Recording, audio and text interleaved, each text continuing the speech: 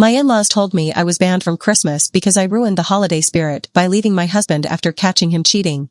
I am typing this on a cracked phone screen sitting in the back of a 24-hour laundromat because the sound of the tumbling dryers is the only thing keeping my heart rate below triple digits. I have been wearing the same oversized hoodie for 3 days and I probably smell like stale coffee and panic, but I honestly cannot bring myself to care. My entire life has been dismantled in the span of 48 hours and the people responsible are currently posting photos of their matching cashmere sweater sets on Instagram like nothing happened. I need to get this all down in writing so I can stop replaying the moment my marriage evaporated. So here is the background. I have been with my husband Elias for 6 years and married for 2. His family is wealthy in that quiet and terrifying way where they don't wear logos but everything they own costs more than my car. His mother Patricia is the matriarch and she treats the holidays like a high-stakes theatrical production. Every year has a strict theme that she announces in July. This year the theme was gilded woodland, which meant everything had to be gold, forest green, and real wood, no plastic allowed. I am a graphic designer by trade, but Patricia always makes me feel like hired help during these events. She assigns me tasks like hand-lettering place cards or designing custom menus for the 5-course Christmas Eve dinner. I always do it because Elias tells me it keeps the peace and he hates it when his mother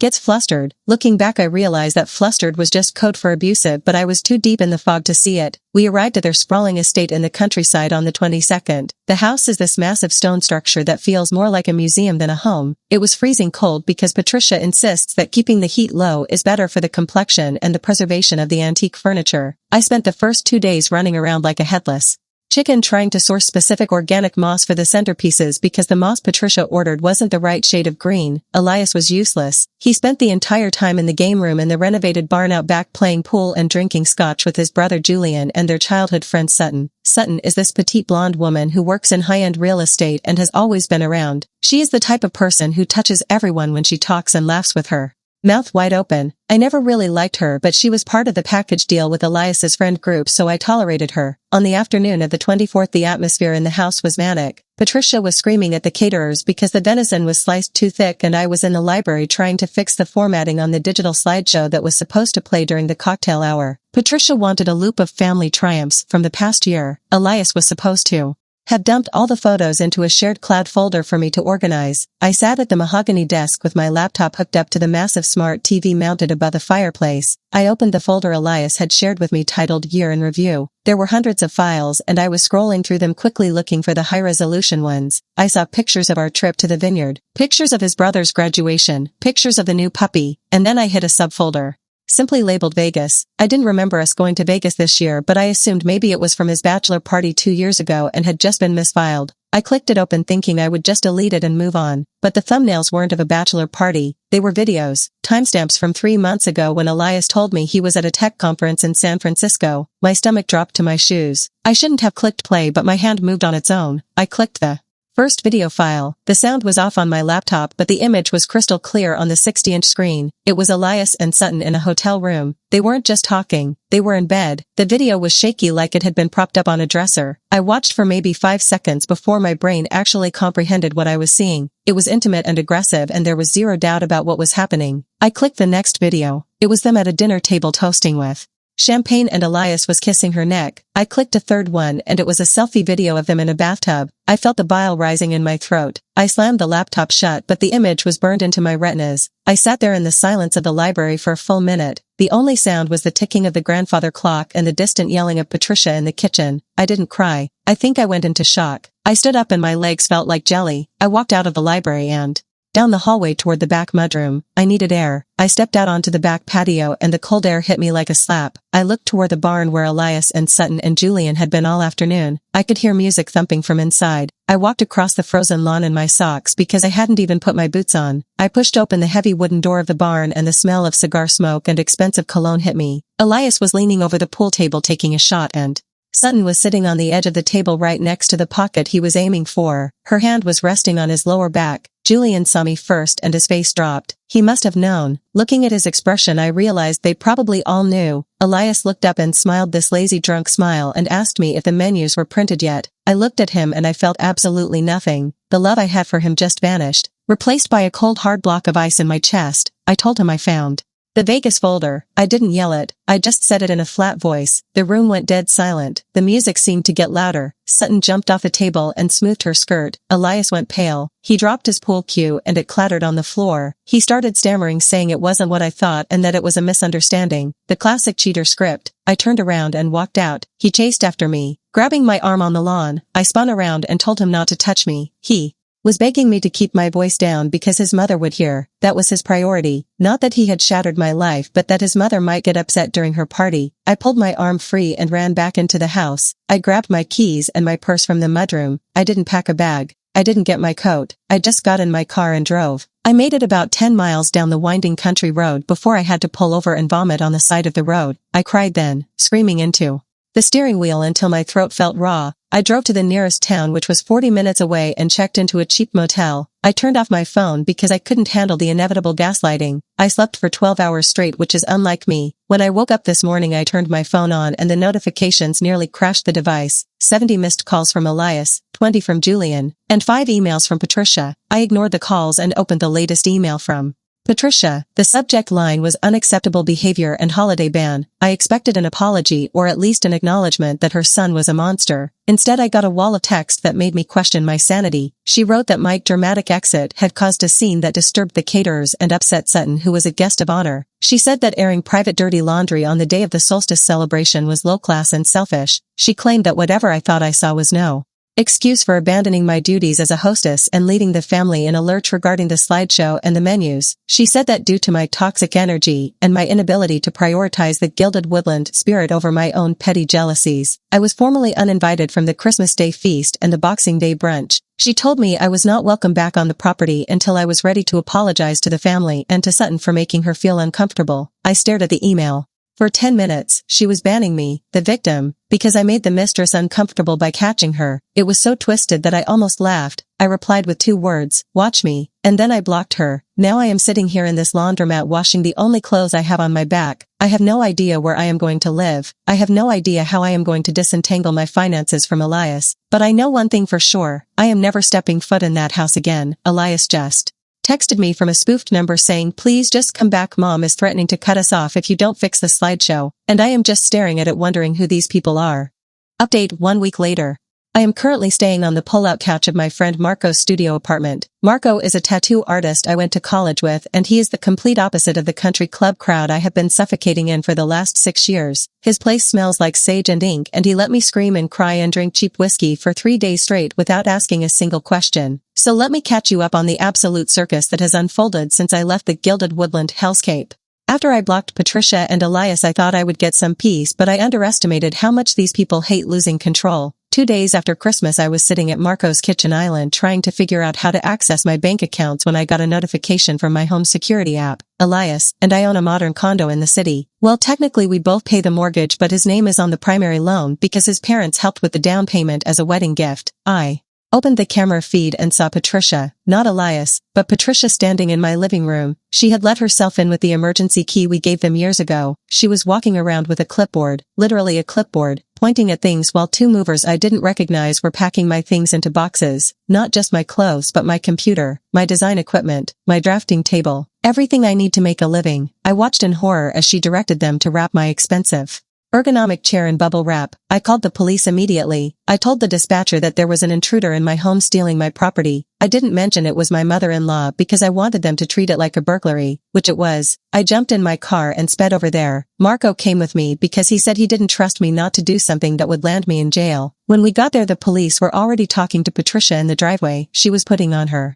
best confused elderly lady act, clutching her pearls and telling the officer that she was just helping her daughter-in-law move out since the marriage was over. I got out of the car and walked right up to the cop. I told him that I had not authorized anyone to move my things and that she was stealing my livelihood. Patricia looked at me with this icy glare and told the officer that since her son paid the mortgage, everything inside the house belonged to him. I pulled up my bank statements on my phone right there in the driveway, showing that I paid half the mortgage every month and that the equipment was purchased with my business credit card. The cop looked at Patricia and told her that this was a civil matter, but she could not remove items from the premises without a court order. He made the movers put everything back. Patricia was fuming. She hissed at me that I was an ungrateful brat and that I had ruined Elias's holiday. She told me that Sutton had been so gracious helping Elias through his grief and that I should be ashamed of myself for abandoning him. I felt my blood pressure spike. I asked her if she had seen the videos. She looked me dead in the eye and said that men have needs, and if I had been a more attentive wife he wouldn't have had to look elsewhere. She actually said that. Marco stepped in then. He is covered in tattoos and looks intimidating, but he is a teddy bear. He told Patricia that she needed to get off the property before he filed a restraining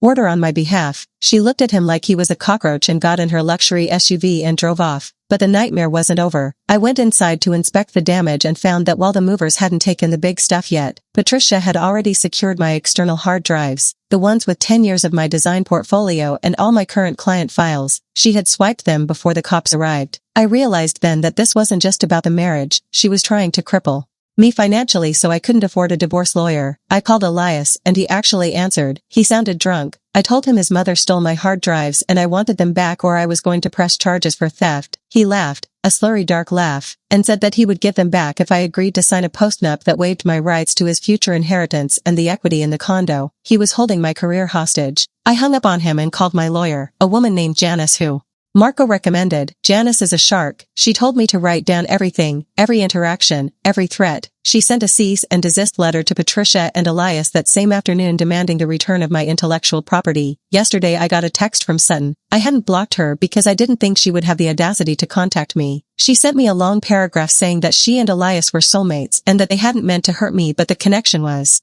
undeniable. She said she hoped we could be adults about this and that I wouldn't make the divorce messy because it would look bad for her real estate reputation. I didn't reply. I just screenshotted it and sent it to Janice. Janice told me that since Sutton is a licensed real estate agent in the state and she was using her professional status to intimidate me in other messages, claiming she would blacklist me from renting anywhere in the city, we could file a complaint with the licensing board. I felt a tiny spark of hope. Then came the kicker. I got an email from a client this morning, a huge corporate client I had been working with for months. They said they received an anonymous email claiming that I was unstable and had a drug problem and they were putting my contract on hold pending an investigation. I know it was Patricia. She is trying to burn my life to the ground because I dared to leave her son. I am sitting here at Marco's shaking with rage. I don't care about the condo anymore. I don't care about the furniture. I just want my life back and I want to see them suffer. Janice says we have a long road ahead but I am ready to fight dirty.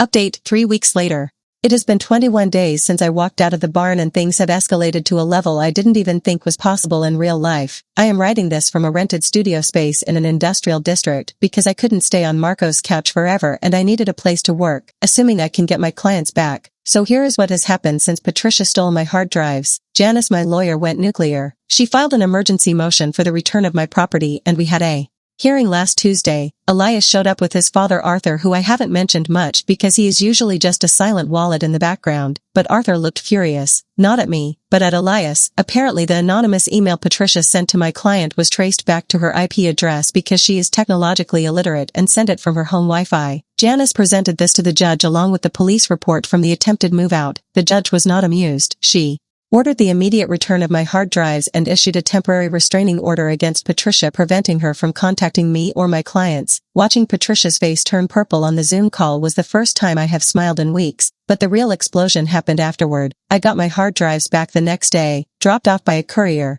but when I plugged them in I found that half the files were corrupted. Someone had tried to wipe them and failed halfway through, likely Elias trying to be malicious. Thankfully I use a cloud backup service that runs in the background which they didn't know about, so I didn't lose everything, but the intent was clear. I spent the last week restoring my files and doing damage control with my clients. I had to have a humiliating meeting with the corporate client where I explained that I was going through a contentious divorce and that my mother-in-law was harassing me. Surprisingly, the client was incredibly understanding. It turns out his ex-wife did something similar to him years ago. He reinstated my contract and even offered to pay me in advance to help with legal fees. I almost cried right there in the conference room. Meanwhile, the gilded woodland facade has completely crumbled. I found out from a mutual friend that Sutton has moved into the condo with Elias. They aren't even waiting for the ink to dry, but apparently it's not paradise. Sutton is high maintenance and Elias is a slob who expects a mommy figure to clean up after him. Our friend said they have been having screaming matches that the neighbors can hear. And here is the best part. Remember how I said Sutton works in high-end real estate?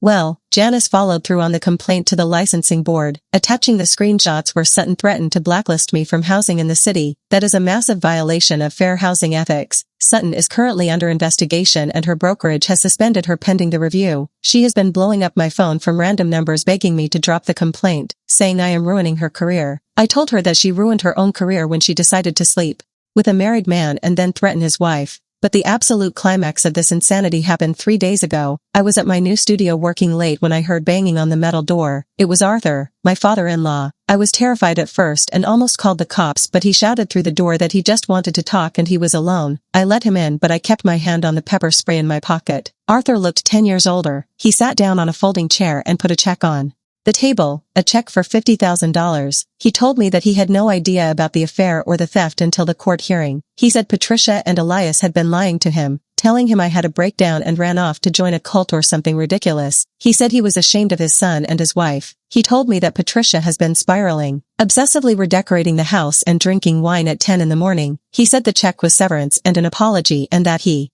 wouldn't contest the divorce. He gave me a folder containing financial documents regarding Elias's investments that I didn't know about. Turns out Elias has been funneling money from their joint accounts into a crypto scheme that tanked. Arthur is cutting him off completely. No more mortgage payments, no more allowance, nothing. Elias is going to have to actually work for a living, which he has never done. I took the check and I deposited it immediately. I am using it to pay Janice and to put a down payment on a small house in the city, a fixer-upper that needs a lot of love. I also decided to file a civil suit against Patricia for tortious interference with my business. Janice says we have a slam dunk case given the IP trace. I am not doing it for the money. I am doing it because I want a public record of what she did. I want everyone in her snobby social circle to know exactly who she is. I saw a photo on social media yesterday, posted by Julian. It was from a family dinner. Elias looked miserable, Sutton looked tense, and Patricia looked manic with a frozen smile. They deserve each other. I am sitting in my empty studio listening to the rain on the metal roof, and for the first time in 6 years I feel like I am the main character in my own life, not a prop in their stage play. I am going to paint my new walls whatever color I want, and I am never going to touch gold leaf again.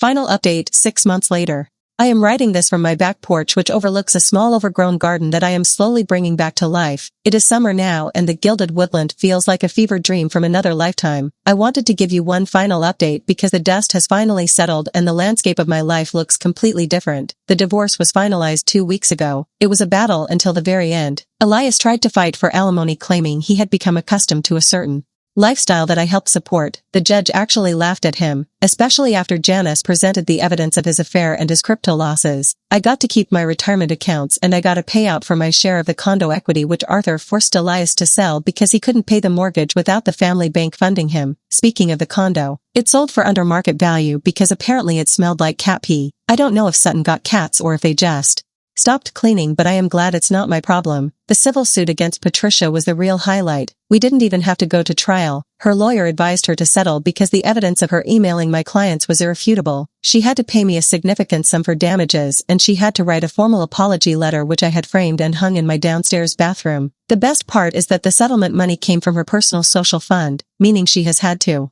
cancel her annual summer gala. The gossip in their town is that the family is destitute, which isn't true, but the blow to her ego is far more damaging than poverty would be. She has become a pariah in her social club because nobody wants to associate with someone who gets sued for cyberstalking their daughter-in-law. As for Elias and Sutton, it's a tragedy of Shakespearean proportions. Once the money dried up and the thrill of the sneakiness wore off, the reality set in. Sutton lost her real estate license for a year due to the ethics violation and had to take a job as a receptionist at a car dealership. Elias is working entry-level data entry at his uncle's logistics firm and hates every second of it. I heard through the grapevine that they broke up a month ago after Elias was caught texting another girl. Big surprise there. Once a cheater, always a cheater. Arthur divorced Patricia. That was the shocker nobody saw coming, apparently seeing how she treated me and how she enabled Elias was the final straw in a long unhappy marriage. He moved to a condo in Florida and sends me a Christmas card every year now. Just a simple card with a generic greeting, but it feels like a secret alliance. I have been focusing on my business, which has exploded since I started sharing my story on social media, anonymously of course, and rebranding as a fresh start designer helping people reclaim their spaces after trauma. I bought that fixer-upper I mentioned and I have spent every weekend stripping wallpaper and sanding floors. I discovered layers of beautiful vintage floral wallpaper under the beige paint the previous owners slapped up, and I decided to keep it. It's chaotic and colorful and imperfect, just like my life right now. I met someone new. His name is Davi and he owns the nursery where I buy my plants. He has dirt under his fingernails and he hates wearing suits, and he has never once asked me to organize a slideshow. We are taking it slow, but it feels nice to be with Someone who sees me as a partner and not an employee. I still have moments where I get angry about the 6 years I wasted trying to please people who were incapable of love, but then I look at my bank account which is solely in my name and I look at my garden which is blooming with wildflowers and I realize I didn't lose anything. I was the one who escaped. The holidays are coming up again in a few months and for the first time in forever I have no plans, no themes, no menus, and no dress code. I might just order a pizza and watch bad movies in my pajamas, and it will be the best tradition I ever started.